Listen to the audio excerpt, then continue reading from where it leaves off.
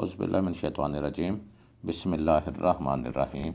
نور ہدایت دینی تعلیم چینل کی جانب سے تمام حاضرین و ناظرین کو السلام علیکم ورحمۃ اللہ وبرکاتہ۔ محترم ناظرین کرام، آپ نے اکثر علماء کرام سے یہ سنا ہوگا کہ قیامت کے دن بچے والدین کو جنت میں لے کر جائیں گے۔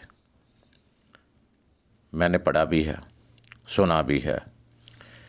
یہ میں اپنے طرف سے نہیں کہہ رہا، یہ میرے پیارے محبوب صلی اللہ علیہ وسلم کا فرمان عظیم ہے، فرمان مبارک ہے کہ بچے والدین کو جنت میں لے کر جائیں گے۔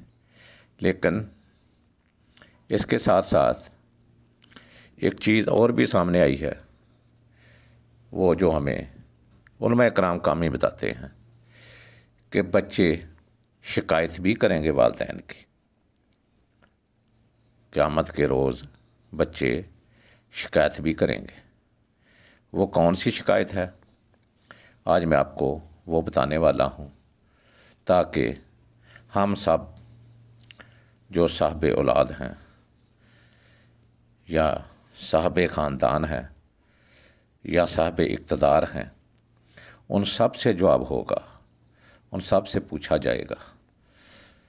تو یہ سب سننے سے پہلے جنہوں نے ابھی تک میرے چینل کو سبسکرائب نہیں کیا، ان سے گزارش ہے کہ اس کو سبسکرائب ضرور کریں، ساتھ لگی ہوئی گھنٹی کو بھی دبائیں تاکہ ہر آنے والی ویڈیو آپ تک تسلسل کے ساتھ پہنچتی جائے، اور اس کو صدقہ جاریہ سمجھ کر اپنے عزیز و اقارب، دوستوں اور گروپس میں شیئر ضرور کیا کریں۔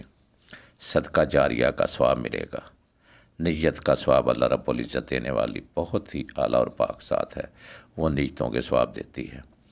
اس لیے شیئر کرتے ہوئے صدقہ جاریہ کی نیت ضرور کیا کریں۔ میری اس ویڈیو کو شروع سے آخر تک ضرور سنیں اور اپنے قیمتی آراء سے اور اپنے کمنٹ سے بھی ضرور مستفید فرمایا کریں مجھے۔ تو آئیے ہم چلتے ہیں اپنے اصل ٹاپک کی طرف کہ بچے روز قیامت کون سی شکایت کریں گے۔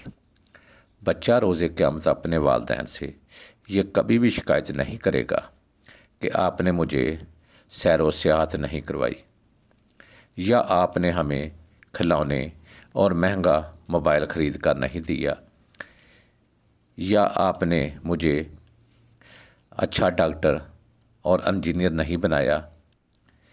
یہ شکایت نہیں کرے گا کہ آپ نے اسے اے لیول یا او لیول مہنگے اسکول میں کیوں نہیں پڑھایا، اور یہ بھی شکایت نہیں کرے گا کہ آپ نے اسے عالی شان گھر میں کیوں نہ پالا۔ یہ کوئی ایسی شکایت نہیں کرے گا، اور کوئی ایسی وہ دنیا والی شکایت نہیں کرے گا، مگر قیامت کے دن وہ آپ کی گردن ضرور پکڑے گا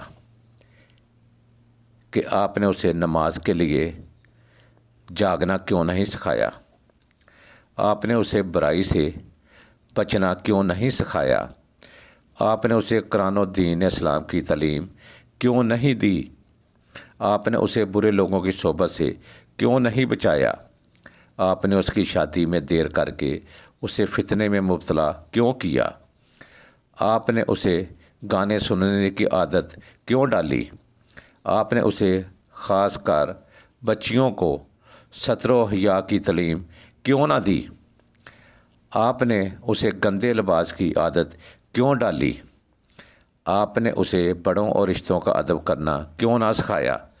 جی وہ اس دن آپ کی اولاد ہونے پر افسوس کرے گا اور کہے گا کہ انہوں نے مجھے اس آگ سے نہیں بچایا جو آگ آج ان کی وجہ سے مجھے مل رہی ہے، اور میں جہنم کا مستحق بن رہا ہوں۔ رسول اللہ صلی اللہ علیہ وسلم نے فرمایا ہے، آگاہ ہو جاؤ کہ تم میں سے ہر ایک نگہبان ہے، اور ہر ایک سے اس کی رعایا کے بارے میں سوال ہوگا۔ یہ صحیح البخاری کتاب الاحکام حدیث نمبر 7138۔ میرے پیارے محبوب صلی اللہ علیہ وسلم کا کتنا عظیم فرمان ہے کہ ہر ایک نگہبان ہے، ہر گھر کا والد، ہر گھر کا بڑا فرد اس گھر کا وارث ہے، اس سے اس کے بارے میں پوچھ گچھ ہوگی۔ ہر سربراہ سے پوچھ گچھ ہوگی، خواہ وہ گھر کا سربراہ ہو، علاقے کا سربراہ ہو، ملکی سربراہ ہو، اس سے اس کی پوچھ گچھ ضرور ہوگی۔ تو اس موضوع پر ہی اللہ رب العزت کا فرمان عظیم ہے جو قرآن حکیم فرقان حمید سورۃ التحریم آیت نمبر 6 میں فرما رہے ہیں۔ وہ کہتے ہیں، اے ایمان والو، اپنے آپ کو اور اپنے گھر والوں کو آگ سے بچاؤ جس کا ایندھن انسان اور پتھر ہیں۔ تو اللہ رب العزت تو واضح طور پر یہ فرما رہے ہیں کہ اپنے آپ کو اور اپنے گھر والوں کو جہنم کی آگ سے بچاؤ۔ گھر والوں کو ہم کیسے بچا سکتے ہیں؟ کہ ان کو ہم تبلیغ کریں نماز کی، دین اسلام کی، شرم و حیا کی، تو پھر ہی وہ بچ سکتے ہیں، اور ان کے بچنے کے ساتھ ساتھ ہم بھی بچ سکتے ہیں۔ تو بے شک اولاد کا ہونا ایک بڑی آزمائش ہے۔ اس آزمائش میں پورا اتریں، اولاد کی اچھی تربیت کریں، دنیاوی تعلیمات کے ساتھ ساتھ دینی تعلیمات پہ زور دیں، نماز کا پابند اور بڑوں کا ادب کرنے والا بنائیں۔ ایسا نہ ہو دنیا کے دکھاوے اور دوڑ میں آپ اپنی اور اپنی اولاد کی آخرت خراب کر بیٹھیں، اور روز محشر آپ کی اولاد آپ کا گریبان پکڑے کھڑے ہو کر اللہ رب العزت کے سامنے آپ کی شکایت لگائیں۔